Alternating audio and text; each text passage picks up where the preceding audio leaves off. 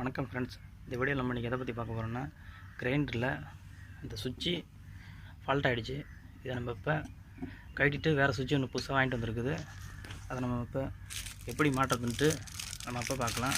இது புது சுவிட்சு ஒன்று இண்டிகேட்டரோட அதே சைஸ் மாடலு இண்டிகேட்டரோட வாங்கிட்டு வந்துருக்கு பாருங்கள். இப்போ நம்ம இதில் அந்த 4 ஸ்க்ரூ இருக்கு பாருங்கள். இந்த 4 ஸ்க்ரூவையும் கட்டிக்கலாம். இதில் இருக்கு பாருங்கள், தெரியுது பாருங்கள். இது இந்த ஸ்க்ரூ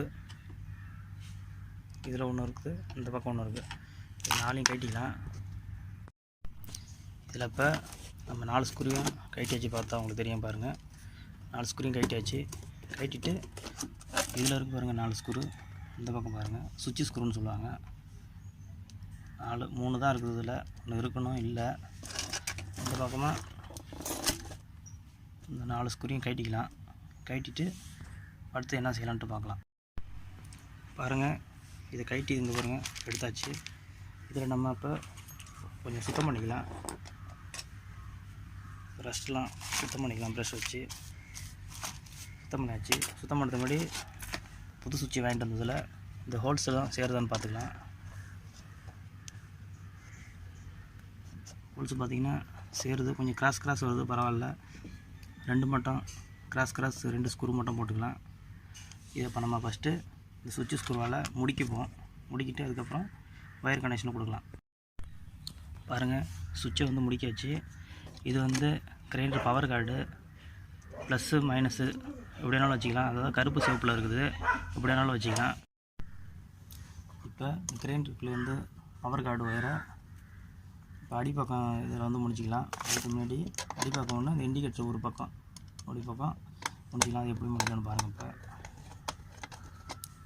இது ஏற்கனவே பழசில் அப்படியே செத்தி இந்த பக்கம் ஒயர் கொஞ்சம் காயம் பண்ணியிருக்குது பாருங்கள், பார்த்தா தெரியும் உங்களுக்கு. இந்த பக்கமும் செத்தி தான் இருக்குது. இதை நம்ம இப்போ இந்த அடி பக்கத்தால் விட்டுட்டு இந்த ஸ்லீவ் கொஞ்சம் சத்தின மாதிரி இருக்குங்க. அப்புறம் இந்த இடம் இதுலேயும் கனெக்ட் ஆகணும், இந்த ஒரு பக்கம் இண்டிகேட்டர்லேயும் கனெக்ட் ஆகணும். இப்போ இதில் ஒரு பக்கம் பவர் கார்டு ஒயரை ஒன்று முடிச்சாச்சு. இன்னொரு ஒயரை இது இண்டிகேட்டர் சைடு, இதில் ஒரு பக்கம் இதில் நம்ம வந்து முடிச்சிக்கலாம். இப்போ ஒரு பக்கம் முடிச்சிட்டோம். இப்போ மோட்டர்லேருந்து வர 2 ஒயரில் நீங்கள் எந்த ஒயர் வேணாலும் வச்சுக்கலாம். பார்த்தீங்கன்னா தெரியும், மோட்டர்லேருந்து வருது இது 2 ஒயரும். இங்கே பாருங்கள், இதில் 2 ஒயரில் எந்த ஒயர் வேணாலும் இந்த சுவிட்சோட மேல் பக்கத்தில் கொடுத்துக்கலாம். இங்கே பாருங்கள், சுவிட்சோட மேல் பக்கத்தில் ஒரு ஒயர் நான் அங்கே கொடுத்துக்கிறேன்.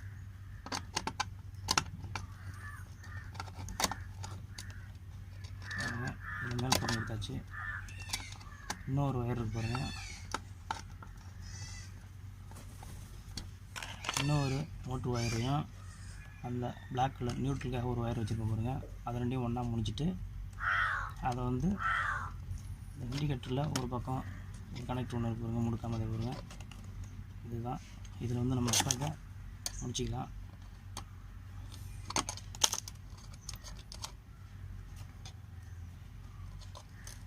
இது நம்ம முடிச்சிடலாம். இப்போ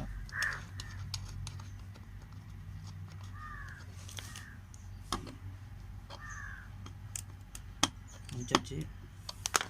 இவ்வளோதான் கிரைண்டர் சுவிட்சு கனெக்ஷன் கொடுக்குறது. இது நம்ம இப்போ இதை என்ன செய்கிறோம், இதை இப்போ நம்ம இப்போ முடிக்கலாம். பாருங்கள், நம்ம இப்போ முடிக்கிறோம். இப்போ பவர் ஆன் பண்ணுறேன்.